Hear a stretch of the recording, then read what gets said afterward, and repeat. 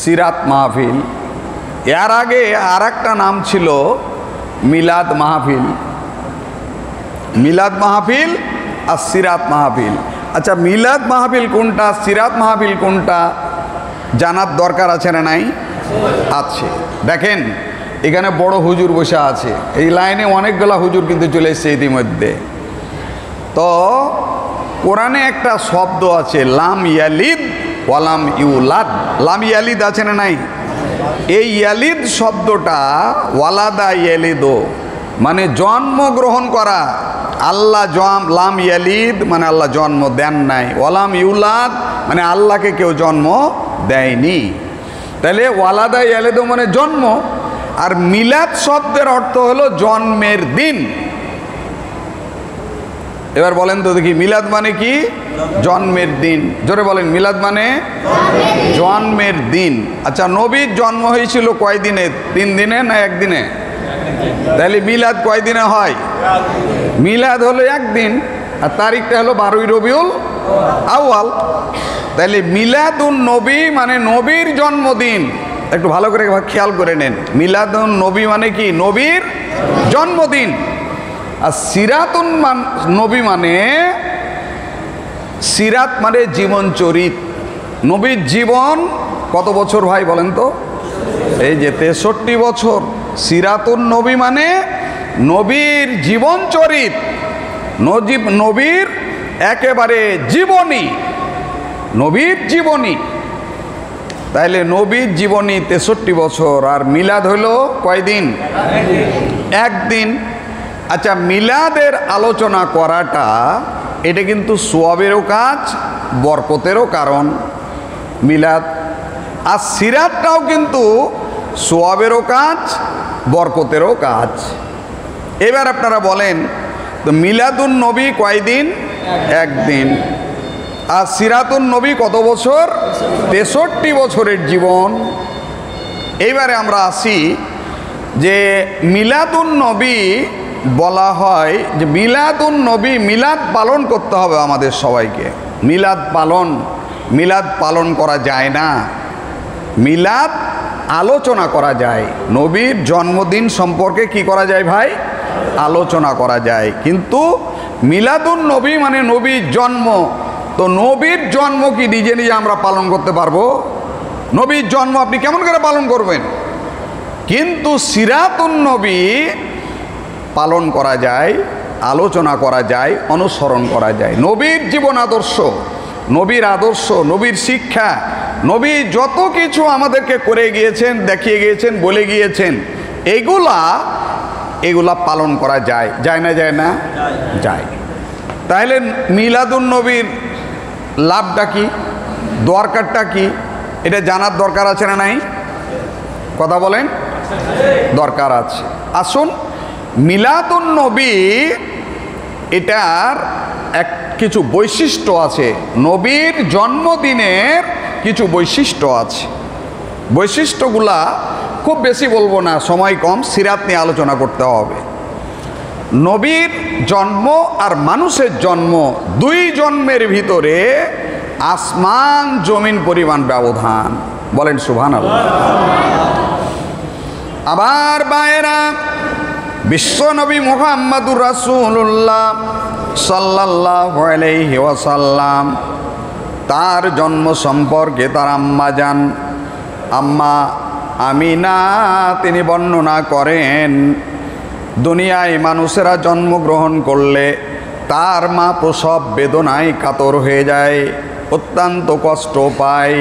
কিন্তু আমিনা বলছেন, আমার কলিজার টুকরা আমার সন্তান যখন জন্মগ্রহণ করল, 1 চুল পরিমাণও কোনো ব্যথা আমি অনুভব করি নাই। বিশ্বনবী, আমরা আমাদের মায়েদেরকে জন্মের সময় ইচ্ছায় নয় অনিচ্ছায় কষ্ট দিয়েছি। কি কষ্ট দেয় নাই? যতদিন মা পেটে করে নিয়ে বেরিয়েছেন কষ্ট হয়েছে।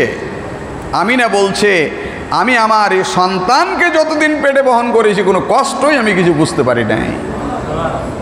বাচ্চা প্রসব করলেন, কোনো ব্যথা একটুকু অনুভব করেন নাই। নবীকে না ইচ্ছাই কষ্ট দিয়েছেন, না অনিচ্ছায়, না একে তার মাকে কষ্ট দিয়েছেন। আমার ভাইয়েরা, ওই সময় যারা হাজির ছিলেন, আমরা জানি বাচ্চা জন্মগ্রহণ করলে সন্তানের নাভির সাথে মায়ের নাড়ির একটা কানেকশন থাকে। জন্ম নেওয়ার সাথে সাথে নাড়িটাকে কেটে দেওয়া লাগে। আমিনা বলছেন, আমি প্রসব করার সাথে সাথে ব্যথা তো কোনো কিছু অনুভব করলাম না। যখন আমি তাকায়ে দেখলাম, দেখি আমার এই সন্তানের নাড়ির, এই নাড়ি কাটা অবস্থায়, একেবারে ফ্রেশ অবস্থায় আমার সন্তান জন্ম নিয়েছে। নাড়ি কাটার দুনিয়ার মানুষের কোনো প্রয়োজন হয় না। তাহলে মিলাদুন নবী, নবীর জন্মের একটা আলাদা বৈশিষ্ট্য আছে, আর আমাদের জন্মের আলাদা বৈশিষ্ট্য। আমাদের জন্ম আর নবীর জন্মের ভিতরে হাজার হাজার গুণ ব্যবধান এবং তফাৎ। কথা ঠিক না ঠিক নয়? 3 নাম্বার, হাদিসে বর্ণনা পাওয়া যায়, একমাত্র ব্যক্তি বিশ্বনবী মুহাম্মদুর রাসূলুল্লাহ সাল্লাল্লাহু আলাইহি ওয়াসাল্লাম, তিনি যখন জন্মগ্রহণ করলেন, যেমন তিনি প্রসব, পেট থেকে তার আম্মা প্রসব করল, সাথে সাথে মহান আল্লাহর প্রশংসা তিনি জ্ঞাপন করলেন, আলহামদুলিল্লাহ। বিশ্বনবীর জন্মের এই বাচ্চা অবস্থার তার বৈশিষ্ট্য আলাদা। আমার ভাইয়েরা, মায়েরা, আমিনা তিনি বর্ণনা করছেন, কোলের সন্তানকে আমি কোলে করে রাখলাম। এই কোলের সন্তান আমি লক্ষ্য করলাম, এই কোলের সন্তান কোনো দিন আমি দেখতে পাই নাই। তার গায়ে আমি কাপড় জড়ায়ে রাখতাম, একটা মিনিটের জন্য কখনো শরীর থেকে কাপড় তিনি সরাতে দিতেন না। কি তার জীবনী, কি তার বৈশিষ্ট্য! বাচ্চা অবস্থাতেও তিনি তার শরীর থেকে কাপড় কখনো সরাতে দিতেন না, তিনি কখনো উলঙ্গ হন নাই।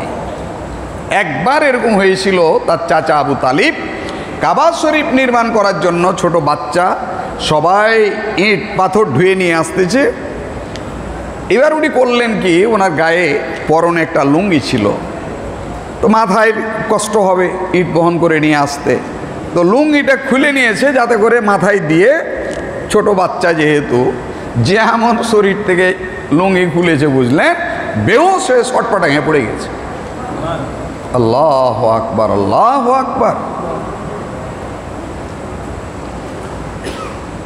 এবার একটা প্রশ্ন আপনাদের কাছে, প্রশ্ন, আপনারা কি বলতে পারেন যে নবীকে পাঠালেন আল্লাহ দুনিয়াতে মানুষকে হেদায়েত করার জন্য, দিনের পথে, ইসলামের পথে, জান্নাতের পথে? কথা ঠিক না ঠিক নয়? আচ্ছা, নবী কি 40 বছরের আগে মানুষকে কোনো হেদায়েতের কাজ করেছেন? করেন নাই। কেন? 40 বছর আগে ওহী নাজিল হয়নি। এখন একটা প্রশ্ন, খুব বুঝার প্রশ্ন, যে নবীকে দিন প্রচারের জন্য পাঠাইলেন, তার হায়াত দিলেন 63 বছর, তার মধ্যে 40 বছর ওহী নাজিল হলো না, নবী হলেন না, কোনো আল্লাহর ওই প্রত্যাদেশ কিছু পেলেন না।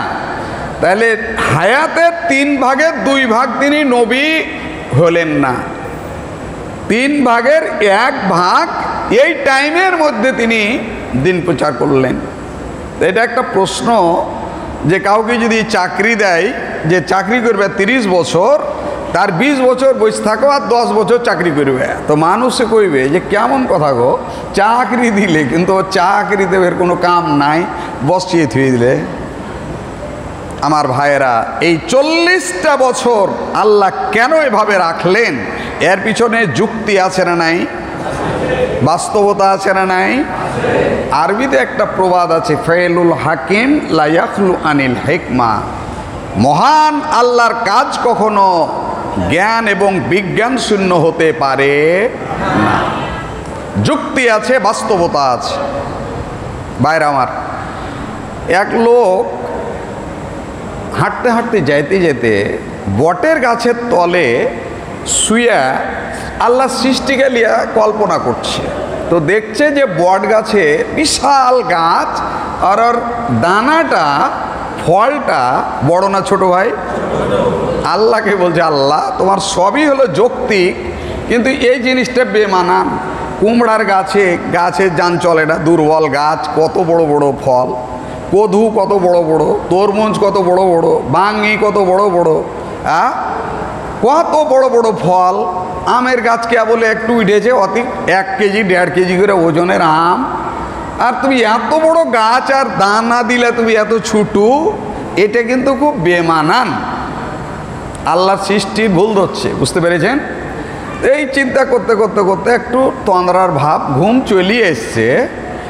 একটা ওই বট গাছের দানা বা নাকের উপর টপাইত করে পড়ে গেছে, যেমন পড়ে গেছে আর ঘুম ভেঙে গেছে। দিয়ে তখন বলছে, আল্লাহ কত তোমার হিকমত, এখন যদি এটা কুমড়ার সমান হইতো তো মফিজের দুনিয়া করা। কথা ঠিক না ঠিক নয়? তাহলে আল্লাহ জানেন যে এই বট গাছ আরাম করার জন্য এই বড় যদি ফল দিই, কার মাথা ফাটবে, কার নাক ভাঙবে, কার দাঁত ভাঙবে, কার পিঠ ভাঙবে, কার ঠ্যাং ভাঙবে। কথা ঠিক না ঠিক নয়?